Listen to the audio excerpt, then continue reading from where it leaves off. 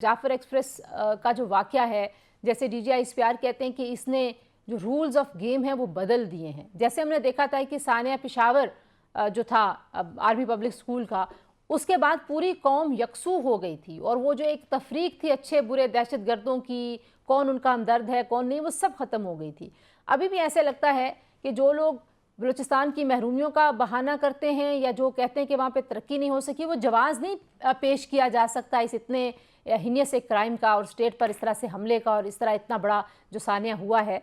आपको लगता है कि हमारी जो सियासी जमातें हैं और बिलखुसूस जो आपकी जमात है वो इस मामले की संजीदगी संगीनी को समझ रही है? देखिए, इसमें कोई शक नहीं कि ये बहुत संगीन वाक़या था। एक ट्रेन जिसके अंदर 400 के करीब पैसेंजर्स हों, उनको यरग़माल बना देना एक एक ऐसे इलाके में जहाँ पे कोई भी ना हो और उसके बाद तकरीबन 1 डेढ़ दिन लग जाए ये सारी चीज़ों को अनवाइंड करने में या जो भी उसको करने में, उसमें एक जान छोड़ो, यहाँ पे 25-30 की बात हो रही है, तो एक जान की भी बहुत ज़्यादा होती है, उनकी ज़ाया करना, ये आपका क्या ख़्याल है? ये कोई संगीन वाक़या नहीं, बहुत संगीन वाक़या है। अच्छा, ये वाक़या जो है इसमें कोई शक नहीं है कि इसके बाद rule of the game change होना चाहिए, एक्चुअली इससे पहले भी चेंज होना चाहिए। बहुत सारी चीज़ें होनी चाहिए थी, लेकिन इसके साथ-साथ बहुत सारी चीज़ें, बहुत क्वेश्चन्स भी उठते हैं। देखें, जब कोई क्वेश्चन उठाता है, उसका ये हरगिज़ मतलब नहीं होना चाहिए कि वो आपके खिलाफ है। बाज़ दफ़ा क्वेश्चन्स उठाने का ये मतलब ये होता है कि आप ये देखो, मतलब लेट्स से जब हम ऑडिट करते हैं किसी चीज़ में, उसमें क्वेश्चन उठते हैं कि भाई ये कहाँ लगा है, ये क्यों लगा है, ये क्या लगा है, तो that's always a good thing. Question is not a bad thing. तो अगर कोई क्वेश्चन उठाता है, आप उसको ये नहीं कह सकते हो कि यार तुम पाकिस्तान के खिलाफ हो या तुम मुल्क दुश्मन हो या तुम फलानी चीज़ के दुश्मन हो। These questions are important questions. Maybe it is stupid question for you, but for somebody it could be an important question. दुनिया का सबसे stupid question ये था कि ये सेब नीचे क्यों गिरा, लेकिन उसने पूरी दुनिया का नक्शा बदल दिया क्योंकि that provided the laws of doctor the साहब, motion. एक आप ज़ाहिर है आई नो कि आप जिस लेंस से सारे मामले को देख रहे हैं, जो सवाल करने का हक और इख्तियार है, ज़ाहिर है वो तो कानूनी और आइनी एक हक है, उस पर तो कोई, और तनकीद करने का हक भी हमारी आइन और कानून के मुताबिक है। लेकिन इल्ज़ामात लगाना और फिर कोई भी सबूत ना पेश करना और फिर इल्ज़ामात का एक लामुतनाई सिलसिला शुरू कर देना और अपना जो रियासती मफाद है उसको बिल्कुल देखिए, नज़रअंदाज कर देना, अपनी अफवाज को अंडरमाइन करना। मैं स्पेसिफिकली किसी एक अकाउंट की बात नहीं कर रही, एक जेनेरिक जो परसेप्शन ली गई कि जो कुछ इंडियन मीडिया कह रहा था वैसे ही कुछ हमारे अपने वीलॉगर्स और यूट्यूबर्स कह रहे थे जिनका पाकिस्तान से ताल्लुक है, पाकिस्तान के सोशल मीडिया पे भी वही बात वैसे लहजे में हो रही थी जो एक दुश्मन मुल्क में हो रही थी। देखिए, आप बिल्कुल सही कहती हैं तंज़ीला जी, मैं आपको एक बात बताता हूँ। आई टोटली एग्री कि बहुत सारी चीज़ें जो है, लेकिन इसका ये हरगिज़ देखिए, हम आपने जो कहा है ना कि प्रूफ़ होना चाहिए, यही चीज़ तो हम भी कह रहे हैं। हम कब से कह रहे हैं कि अगर 9 मई का आपके पास कोई प्रूफ़ है तो वो दिखा दें, लेकिन उससे हट के मैं बताता हूँ।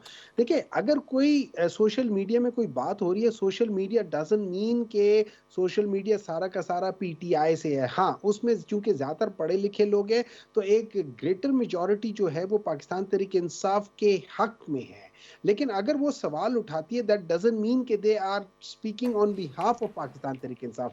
अगर आप हमारे सोशल मीडिया जो पीटीआई का ऑफिशियल सोशल मीडिया है, आप उसमें करें, उसमें सवालात उठे हुए हैं, इंटीरियर मिनिस्ट्री के रेफरेंस से उठे हुए हैं। उसमें इस किस्म के कभी कोई सवालात नहीं उठे कि जिसमें वो इस चीज़ को, इस पूरे एक्ट को वो जस्टिफाई कर रहे हैं कि यार ये होना चाहिए। हाँ, हमारी वहाँ पे बाज़ जगहों पे जब ये इवेंट हुआ है या जब ये एक्ट हुआ है, तो इस एक्ट में कहीं फेलियर्स हुई हैं या कहीं लैप्स हुए हैं, तो ये एक्ट हुआ है। ठीक। अदरवाइज़ अगर वो फेलियर्स या वो शॉर्टकमिंग्स ना हुई होती, तो ये वाक़या शायद कभी होता ही ना। आप किस तरह से रिस्पॉन्ड करेंगे स्पीकर साहब के इस शिकवे को कि आप लोग मराद भी ले रहे हैं, कमेटियों का हिस्सा भी हैं, घंटों तकारीर भी करते हैं, फिर कहते हैं आप बात करने का मौका नहीं दिया जाता, और क्या क्या बात नहीं पीटीआई के लोग करते ऐवान में? मैं कहना चाहूँगा, एक तो मैं सिर्फ़ ये जेल के लिहाज़ से मैं ये कहूँगा कि आपको पता है कि हाई कोर्ट ने इसके ऊपर डिसीज़न लिया है कि मिलाओ, और उनके कहने के बावजूद ये नहीं मिलाते, जी। तो ये तो कंटेम्प्ट ऑफ कोर्ट भी हो रहा है। ये पहली बार है पाकिस्तान में जहाँ ना सुप्रीम कोर्ट ना हाई कोर्ट की बातें मानी जाती है, ये पहली बार हो रहा है।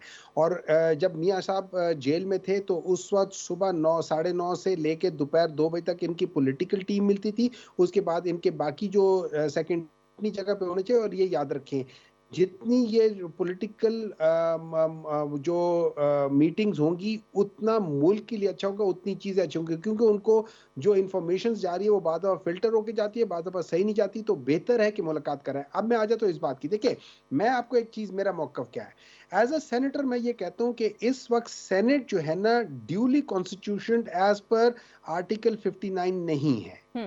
पर आर्टिकल 59 कहता है कि 96 मेंबर होने चाहिए सेनेट के, तो फिर वो कॉन्स्टिट्यूट होता है। जब कॉन्स्टिट्यूट हो जाता है, जो आर्टिकल 60 कहता है कि वंस ड्यूली कॉन्स्टिट्यूटेड, तब आप चेयरमैन के और डिप्टी चेयरमैन के इलेक्शंस करा सकते हैं। तो इस वक्त चूंकि पाकिस्तान का कॉन्स्टिट्यूट नहीं है, तो वो दोनों इलेक्शंस गैर आईनी थे। अब चूंकि वो सारे इलेक्शंस गैर आईनी थे, ये कॉन्स्टिट्यूट नहीं हुए, तो दूसरा सवाल ये उठता है कि क्या ये जो अमेंडमेंट आई है, कॉन्स्टिट्यूशनल अमेंडमेंट आई है जिसमें 2/3 मेजॉरिटी की जरूरत थी, क्या वो लीगल है या वो भी अनकॉन्स्टिट्यूशनल है? तो इन सारी चीजों को लेकर हम तो इस चीज का रोना रो रहे हैं। और कामरान साहब ने जो बात की है वो अपनी जगह सही है कि इन लोगों के पास, मौलाना साहब ने जैसे कहा है कि इन लोगों के पास तो इखलाकी जवाज ही नहीं है कि वो बैठे। लेकिन अनफॉर्चुनेटली हमने देखा है कि अभी जैसे भट्ट साहब आपके यहाँ बैठ के गलत बयानी कर रहे हैं कि जी वहां पे इनकी मुलाकात नॉर्मल होती है, जब आपका हाई कोर्ट डिसीजन ले रहा है कि यार मुलाकात नहीं करा रहे हो, आपको वो हाई कोर्ट कह रहे हो उसको कोर्ट लेकर आओ, तो आपके जो सही। वहां पे इंतजाम है वो कहती है हम नहीं लेकर आ रहे। तो फिर आप यहाँ बैठ के क्यों गलत बयानी कर रहे हो? और चले, कभी भी नहीं करनी चाहिए गलत बयानी, लेकिन आप रोजे के महीने में भी कर रहे हो। ठीक व्हाट है। A shame.